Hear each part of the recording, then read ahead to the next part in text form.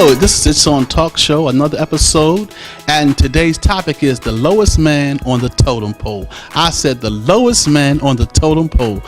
When you hear all these guests, you will understand why. And today we have a very special guest, Mr. Sebastian. How are you, sir? I'm good. Thanks for having me on. And can you tell our TV audience what organization you represent and where you're from? Absolutely. I'm from Baltimore's Pigtown neighborhood, also known as Washington Village. I represent the Washington Village Development Association. We're just a group of people that owns property, owns houses, or rents property, or just lives in the Washington Village, Pigtown area and cares about their community. I brought you here because not long ago you were on Fox 45 telling the story about what you guys really do. You're like a real nice fella, but you're a real tough fella. I tell you that. We take kind of a zero tolerance approach to the attitude that Baltimore's not savable. A lot of people have this sort of what I call exceptionalism, like, well, that's just the way it is, right? And you can't fix Baltimore, and it's not even worth saving. And I have a zero tolerance approach to that attitude. I think that's just not feasible. It's not realistic, and it's not acceptable. Right. Now in Pigtown, the prostitution. When you guys see a John picking up a prostitute, what happens? Well, our latest gig is we have recognized that prostitution is really the engine that is driving the blight in our community. Mm-hmm. Prostitution is what drives vagrancy. It's what continues the addiction problem. It's what pays for the narcotics trafficking that mm-hmm. has really, which basically funds the war that's going on in Baltimore City, and what's leaving so many bodies lying in the streets of Baltimore City is being funded by guys that are coming in from outside of our community. That's to right. Get serviced by the prostitutes who are homeless women that really they're taking advantage of in our community. So we've decided to take a very proactive approach to letting these guys know that the community's not going to tolerate this anymore. And for those Johns, they really need to know that almost 98% of the prostitutes are infected with the HIV virus. So really, you're helping to save lives. I think fundamentally we are, and I think we're also shining light on an issue that for a long time I think hasn't gotten a lot of media attention. Mm-hmm. I think for a long time people have failed to see the connection between urban blight and the problems that we face. It's not just in Pigtown, but in Baltimore as a whole. I think we need to start taking a hard look at some of the more difficult to tackle social issues. Prostitution is a big one. So our approach has been to say, hey, how can we deal with the oldest profession, a profession we know is not going to go away? What's an approach that we can take that's going to make it harder for just the status quo to continue? What can we do to make it a little harder for these guys to keep getting serviced by these prostitutes? And what we found works more effectively than anything else is shame. So what do you do? So we have decided to put on the internet, on a website called Pigtown John Watch. If you go to pigtownjohnwatch.blogspot.com, if you do a Google for it, you'll find it. Pigtown John Watch is a website where we put pictures of the vehicles and or the tag numbers of the vehicles that pick up the prostitutes in our neighborhood. So if you're a John and you're picking up a prostitute in Pigtown, there's a pretty good chance, we're not going to get you every time, but if you keep coming back, sooner or later, I'm going to spy you, or one of my partners in crime is going to spy you. Yeah, you're going to be on the internet. Now, I met one of your partners in crime, Matt, and he says that when he sees a John with the female in the car, he will actually command his dog to go on top of that car to disrupt that activity. Is that true? Matt's been known to do that. He is a professional dog trainer, so he's got a pretty well commanded dog that he's got the formal Schutzland training. The dog knows what he's doing, and that definitely surprises guys. That's not my approach. Our approach, that's worked for Matt, particularly because his block has had a lot of problems with prostitutes. They think it's an okay place to operate. The reality is you got little kids living there, you got families living there. It's a nice quiet street. We don't need to have guys getting serviced out there in public. I mean, in broad daylight. Wow. So you mean the Johns will get dogged? They have been dogged, but the other thing that we've been doing with a lot of success is we have women in the community who have been victimized. And let me back up real quick and point out that prostitution is often assumed to be a victimless crime. In Baltimore City, it is not a victimless crime. What we found is that women who are mothers, grandmothers, school mothers, school teachers, or just private citizens walking down the street find themselves being aggressively solicited by men who don't like being told no. So what we found is that a lot of these women are extremely angry about the way that they should be. They should be. What has worked really well for us is we have some of these women have volunteered to pose as prostitutes. They're models. Oh, sting operation. A little sting operation. So these women will stand on the corner, and then when the Johns come to try to secure a date with these women, we hand them a flyer that says, "Warning, if you try to pick up prostitutes in this neighborhood, you'll find yourself on Pigtown John Watch, and Baltimore City Police will be sending a nastygram home." And so Baltimore City Police takes the tag numbers off of Pigtown John Watch, and they pull the registration, and they send home a letter. And some of the guys have gotten kind of slick. They've taken to picking up the prostitutes in rental cars, and that doesn't work because to get a rental car, you need a credit card. So they just pull down the tag number of the rental car company and say, "Hey, rental car company, this car was seen in a prostitution-filled neighborhood. Who rented that car that day?" So they're still going to find you.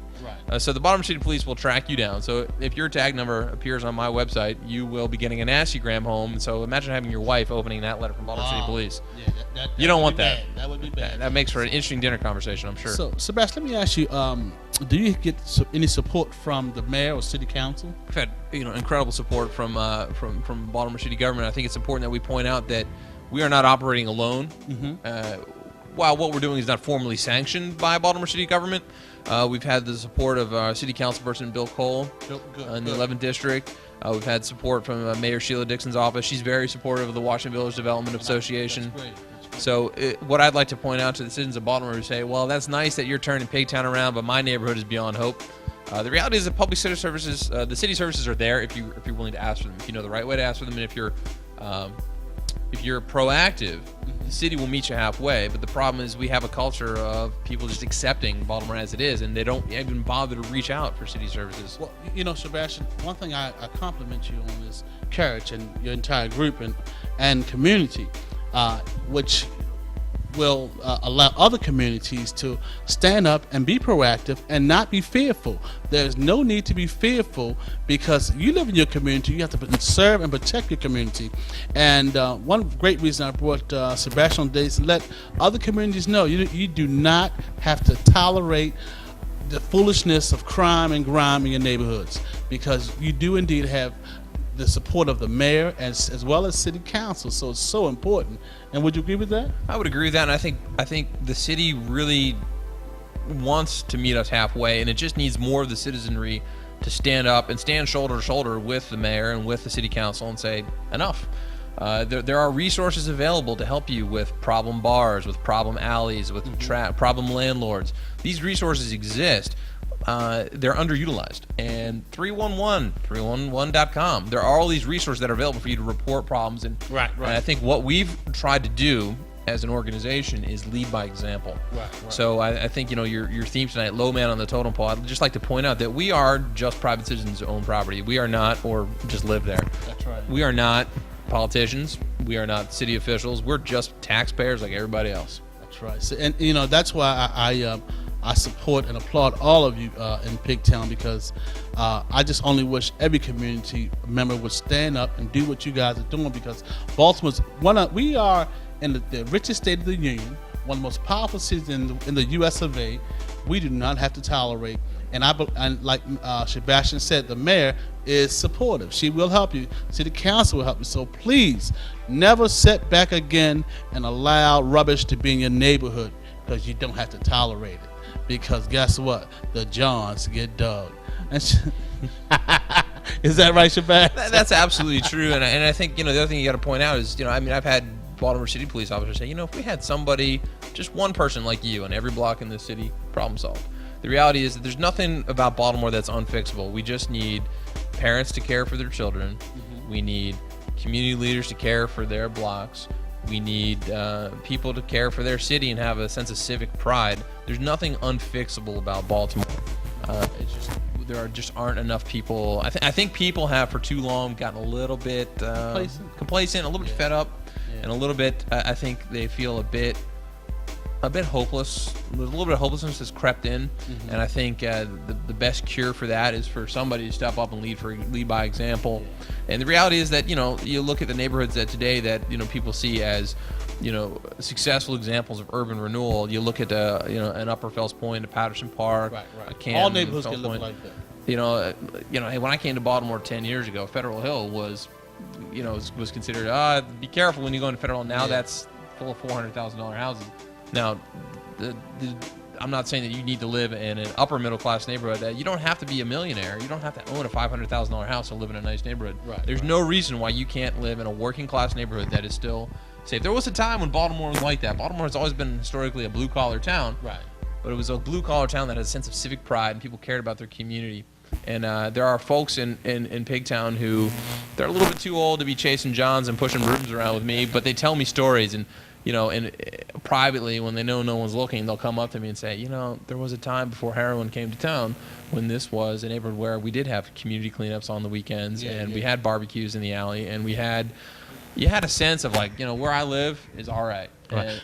That sense is gone. We need to get that sense of community but back. you know what? It's going to renew because of you, Sebastian.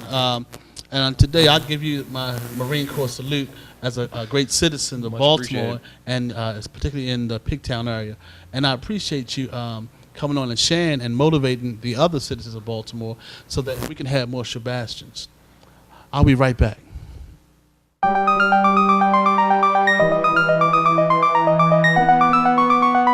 Hello, this is It's On Talk Show, and we're back. Today's topic is the lowest man on the totem pole. The lowest man on the totem pole.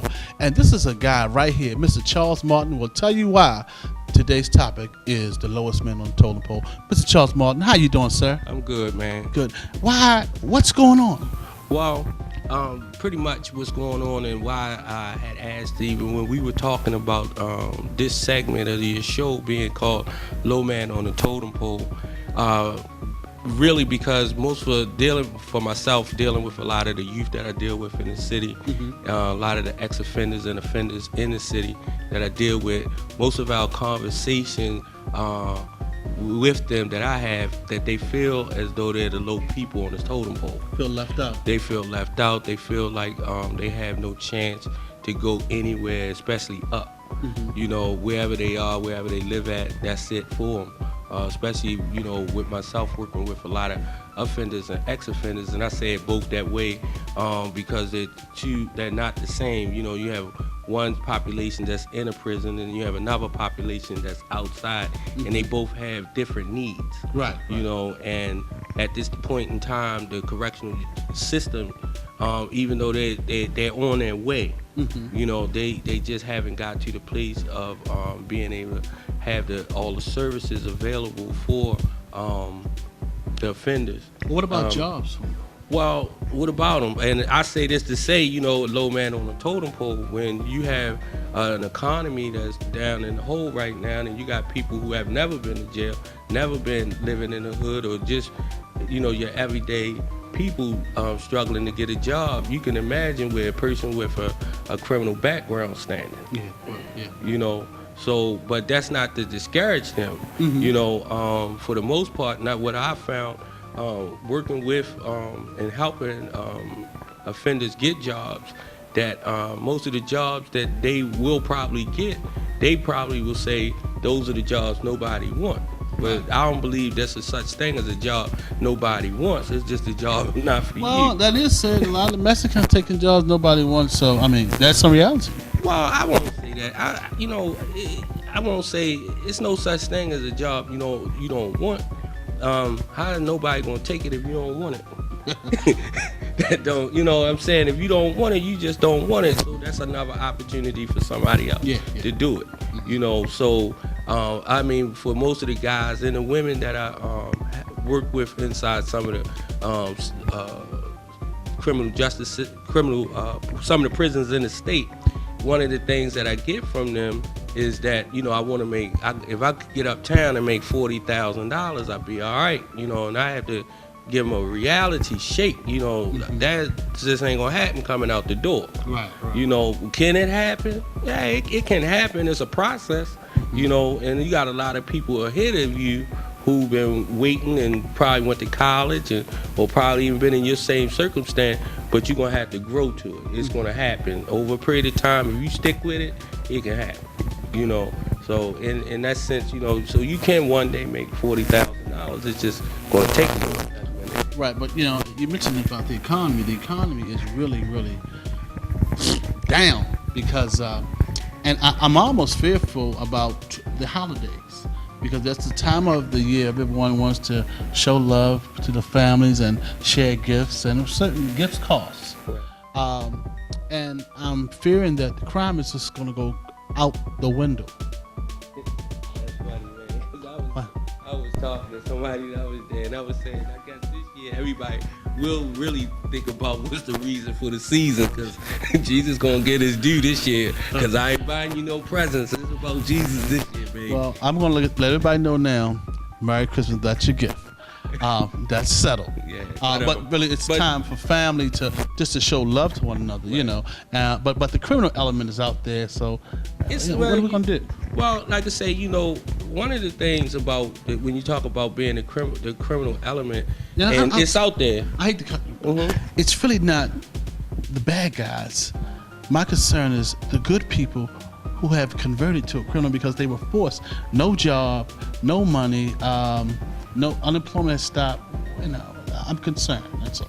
I don't know. You know, this guy has now been placed on the lowest man on the totem pole. Well, I mean, if you want to give him that out, and I know you, and I know you don't. I mean, me personally, being an ex-offender, you don't look like one. Thank you. That's, but you know, me being an ex-offender, and I haven't been out of prison over 15 years. I've been months, even sometimes close to a year without a job. You know, but you know, crime no longer is an option for me. You know, and even though the economy is messed up right now, but truth be told, I don't know where most people from, but you know, pretty much I'm all right. You know, I can't tell you 5 people I know home in foreclosure. You know, maybe that's affecting another population. And I ain't saying that it's hard, because it is. It's always been hard. But you're blessed, I'll say. You know what I'm saying? Yeah, highly favored. But, right. You know, but at the same time, you know, but again, you know, crime shouldn't be an option. True. You know, it's enough programs, there's enough people out here to help one another. I believe to the place where that crime shouldn't be an option. Because that's going to cost you even more than what it would be that you went out there to steal or pick up. Right, but you said one thing, there are options. There's help. Sebastian mentioned that the city has resources and help. And a lot of people don't know about resources and help. So you really don't have to go through those extremes. You can be all right. Tap into resources. Right. Do you know of any resources maybe you can lead someone to? Well, you know, again, you know, I work along real closely with my church. That's Destiny Christian Church, Pastor James Nelson Jr.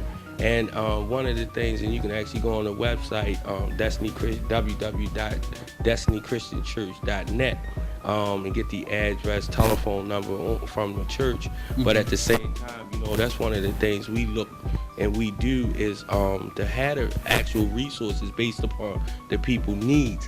And like Sebastian said, you know, earlier, there are resources out here for probably every need that you have. You have to tap into them. You can't be shy you know, or embarrassed. or embarrassed. Yeah. You know, I'm pretty sure if you go down to social services, you know, it's somebody you gonna know in there, and believe me, if they in there, y'all in there for the same reason. So it's no use of being embarrassed. You know, I just heard a statistic. Over 80% of all kids will have to go through the social service system for food stamps. So, I mean, you know, because of the crisis that we're all in, so no one should really feel ashamed if they need to go to those places for resources. Right. Yeah. Well, you know, back, you know, but it's fine. It's okay to ask for help. Oh yeah. You know what I'm saying? That's part of being a human, whether or not you're a Christian or not. But at the same time, that's just people helping people. It's fine to receive help. You know, I had to reach out and help people, and people help me. You know, if I'm in need of something, I'm gonna ask you to help me if I know that you can. You know, especially if I know that it's gonna help me get to the next level. If I know it's gonna help feed my family. If I know it's gonna help me, because probably 90% of my time is spent helping other people. And I can't do it. I'm not a millionaire. You know, I don't have a whole bunch of master's degrees and Kuma K lie and all that stuff. All of that. So I have to totally rely on resources. When someone comes to me for a job, somebody comes to me asking for help with their kids, if somebody comes to me asking for help during a holiday, I have to stay so involved with what's going on just so I know where that resource is to help that need. Well, certainly you I know that you are a hero to a lot of people, just as Sebastian, and it feels great to be surrounded by heroes tonight, because people so need you guys, and it's so important because Baltimore is now so diverse and people are so unified. Tough times have really brought people together, and one thing we have discovered is that we all have some of the same basic needs, and it's so important that we make people aware of resources and to know that they have a friend in guys like you. You know what I mean? Yeah. I strongly salute people like you because you're needed, and the people that again are on the lowest totem pole, they need help. They need somebody to reach down and pick them up, because nobody wants to live in a rut, be in a rut, and continue in a rut. They want to get out, because in today's society, although the economy is bad, but things, TV, the outlook of life, it looks good and great. Everybody wants to have a piece of the pie. And, it's guys like yourselves that says, hey, look, you can get a piece of this pie and be aware of resources. So, you guys' work is so important, and I so appreciate it. And then we're going to take a break. We'll be right back. Right back at you.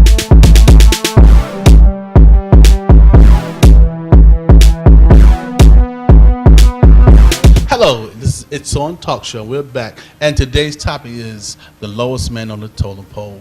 And we have a very special guest here today. Hello, my name is Corey Bradford. Hey, Mr. Bradford, how you doing? I'm doing good. I'm good. Mr. Bradford, you do have an announcement that needs to be made. Can you do that this time? On November the 22nd, Swag Nation, who I'm helping out there, having a youth expo down at the Hilton Convention Center. So they're trying to get any youth, it doesn't matter their age, as long as they're young, willing to learn and listen and trying to be guided in the right direction, they're more than welcome to come. Any vendors, they're looking for vendors also. Vendors again on what date? November the 22nd. It's from 10 to 6. All right, so check it. And where is it going to be held? It's at the Hilton Convention Center, the new Hilton downtown Baltimore. All right, so that's November the 22nd. Tune in, check them out. It's going to be awesome. A lot of talent and everything. Is that correct? Yeah. All right. So, Mr. Bradford, tell me, can you tell us what's important to you with today's topic, the lowest man on totem pole, and how could you help me contribute? Well, with the lowest man on a totem pole, you get some people that will think that they are the lowest man on a totem pole because maybe they're not working, they're not contributing to their household. Father's not contributing to the household, or either mother's not contributing to the household. But we all shouldn't feel that way, because we all can contribute some kind of way, whether it's maybe helping the kids with the homework, going to the school, helping out at the school. Parents really shouldn't feel that way if they're not financially helping out in the household. There's other ways to, take care of household and keep it up. Right. As far as in the work world, there are a lot of resources out there where you have job centers. I know of one on Stricker and Pressman. There's a cafe, and upstairs is a job center. Where they help. It's called Gary's. It's like a malt shop or something like that. But yeah, there's a lot of places that have job centers that will help young adults or anyone that's looking for a career. Not just a job but a career. Awesome. And that's what we pretty much try to. I work with the Carmelo Anthony Foundation, and we try to, give these type of things at his center. We partner with the Living Classrooms. Yeah, who's Carmelo Anthony? He's an NBA basketball player. Okay. For Nuggets. All And right. he's also my little big cousin, is what I call Your it. little big cousin, Yeah. Okay. So like I said, they pretty much try to provide these type of services at the center, in different places, So people have to really more or less go out and find it, because we try to we get upset with our youth because they're not willing to learn or try to learn, and we're giving them the resources. But as adults, we need to do the same exact thing. If we're given the tools, we need to take advantage of those tools also. To be those adults, we need to be to our children, maybe our family members, friends, or our neighbors in our communities. So being the lowest man on a totem pole is just should be an expression to use to help you strive to move forward and higher in your life. So that's how I feel about it. Cool. So let me ask you, I have a wonderful panel here today. We can start with Sebastian. What does the lowest? How could you encourage someone that's on the lowest on the podium? I think the Washington Village area, the Pigtown area, is a great example of an area that formerly was the low man on the totem pole. This was an area that was pretty downtrodden.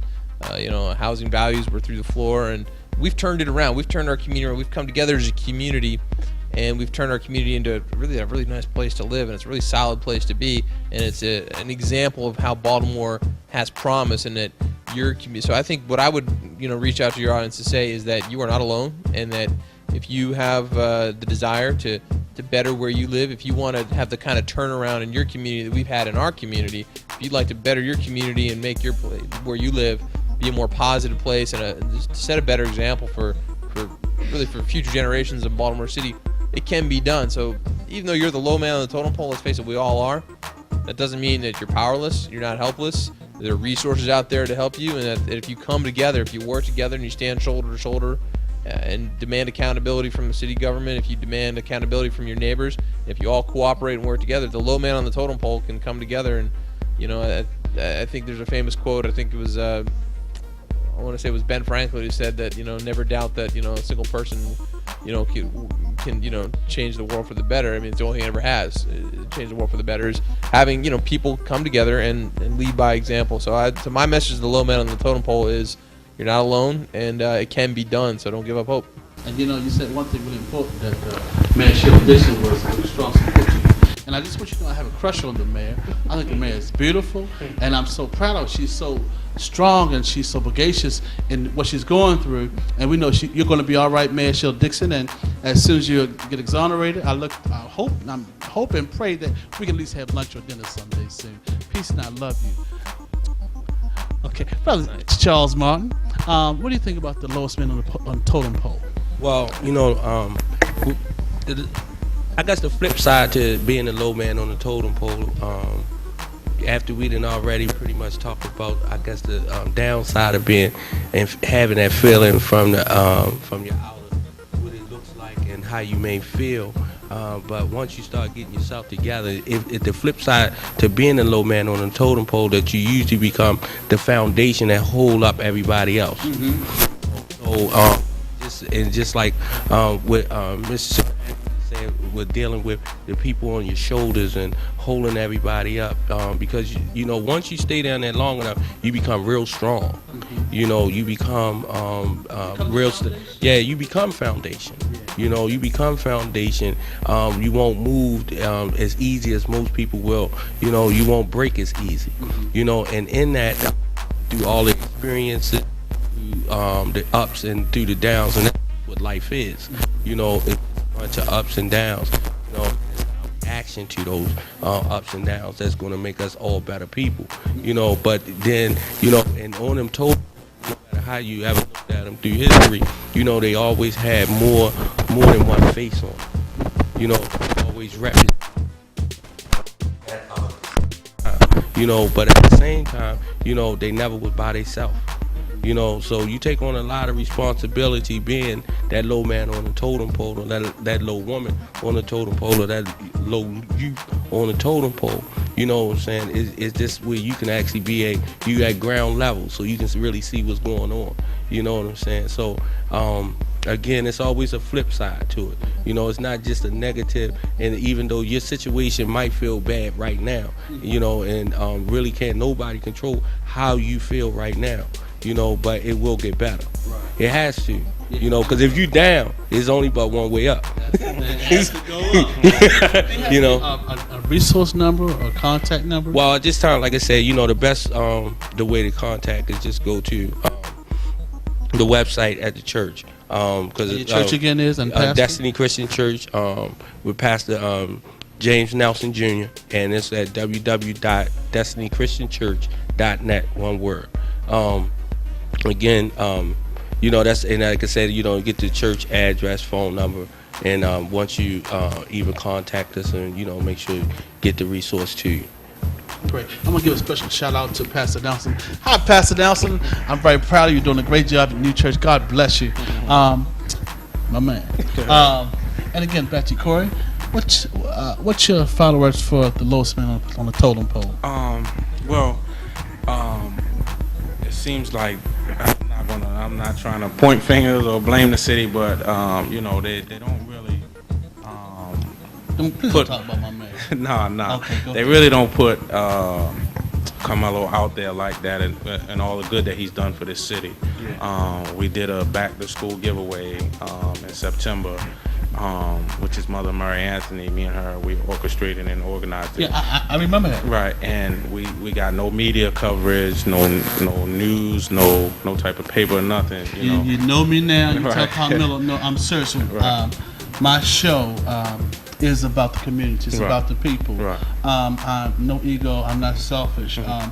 Please let him know that when he is doing some things, you guys doing things. Right.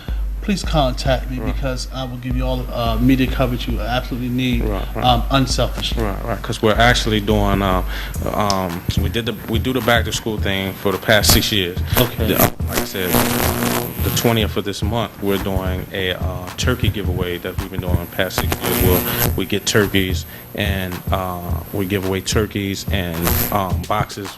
We partner with Feed the Children, and they give us boxes of canned goods, starches, and stuff like that to give away to families. Right.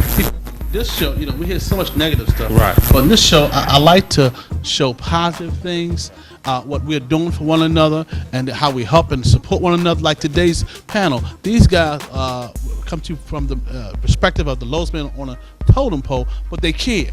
So these are the people that I zero in on because I love people who help other people because that's what I do. So please, your organization, you have a website or a number? Well, if anyone wants to get into contact with anyone from the foundation, my number is 443-271-7354. Email address is... Go slower. Email address is cdbrad, the number 13 @gmail.com. And that number again is 443-271-7354. Okay, there you go. And Sebastian, you did not give your information, that email. You got to give that John email address. My mistake. Yeah, if anybody in any community anywhere in Baltimore City would like some help, some advice, and would like to hear about some of our experiences and just want some pointers from us on how to start working on turning your community around, how to get resources from the city, our doors are open to the community. If you specifically have a problem with dealing with prostitution and the resultant fallout from that problem is a problem in your community, we're definitely here to help, and we have the resources there to help you. You can reach me at Pigtown John Watch. That's all one word, PIGTOWNWATCH. So pigtownjohnwatch.blogspot, BLOGSPOT. So pigtownjohnwatch.blogspot.com. Leave me a comment on there. Me and my friends will definitely see it, and you can reach out to us at any time and come find us that way, and we'll be more than happy to help you work on doing the same kind of turnaround in your community that we've had in ours. And Sebastian, just to let you know that if my show can help you guys out at any time, please feel free to call on us. We're definitely very friendly. We're very open to the media. We're obviously not afraid to talk to me. We would definitely love to give you the opportunity to come out and watch us. Maybe do one of our community cleanups. Every other Saturday, we're out there pushing brooms around and cleaning up alleys, moving crime and grime away. We're always focused on beautifying the neighborhood, making it look nice. So we would love to have you have the opportunity, if you'd like to bring cameras and watch what we're doing. Yes. We'd love to have you guys. If you're looking for volunteer opportunities for kids to have something to do, tell you what, what we do, one of the best things we've done, is we Uh-huh. get the kids in the community to come together, and they love it. You'd be, you know, That's right. one thing, you know, I grew up out in the country, so where I grew up, if you told a bunch of kids, hey, let's go grab brooms and push them around a curb, they'd be looking at you like you're out of your mind. The kids in our neighborhood are awesome. One of the most positive things we've done is give them a sense of pride in where they live. That's right, and So that's what happens. we'll have community cleanups. We'll have 5 or 6, maybe sometimes 10 kids. Hey, give me a broom. Hey, can I help? We've had, you'd be surprised. I mean, kids as old as 15, 16 years old they want something positive to do. It's one of those positive things we've done is get kids out there. So we're open to every community who wants to be involved in something positive. And you know, I think, you know, a world of wanted children makes a world of difference. And if you give the kids something positive to do, it's only, you know, only place to go is up. So All right, my man. we'd love to have it. Thank you. Hey, listen, we'll be right, you've heard from the guys, and you got the information, but we'll be right back. I got a variety of special guests coming at you. Don't go nowhere. I'll be right back. Peace.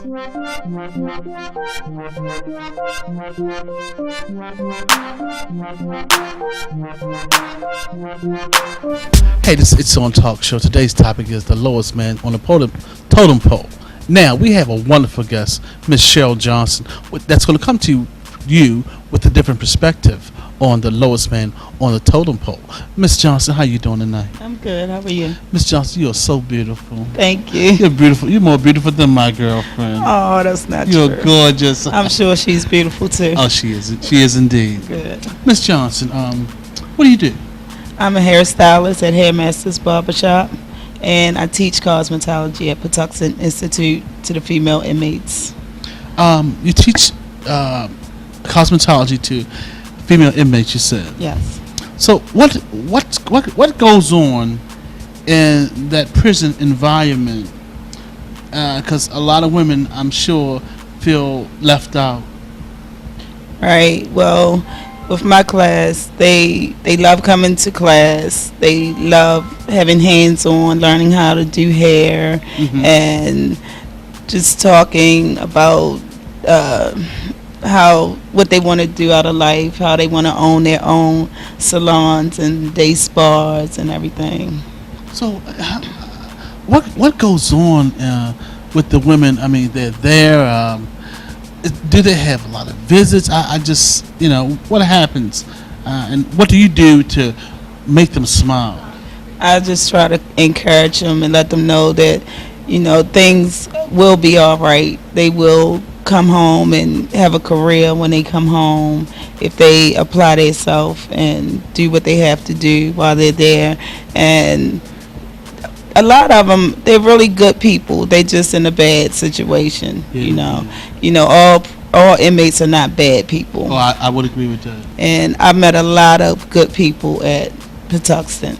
Is that right? A lot of good, yes. I'm sure they all love their instructor. They do. I love believe them. it. Well, yes. that's good. That's good because what happens, you know, it's all about service, and we've talked on the show earlier with other guys about helping people and lifting people up. Right. And so that's what you actually do there, huh? Right. I talk to them. We talk a lot, and I try to lift their spirits when they're down, and they appreciate it. I see that they appreciate me being there. Yeah. Well, I mean, you know, in life we all have purpose, and I guess that's part of your purpose is to help service these women. Right.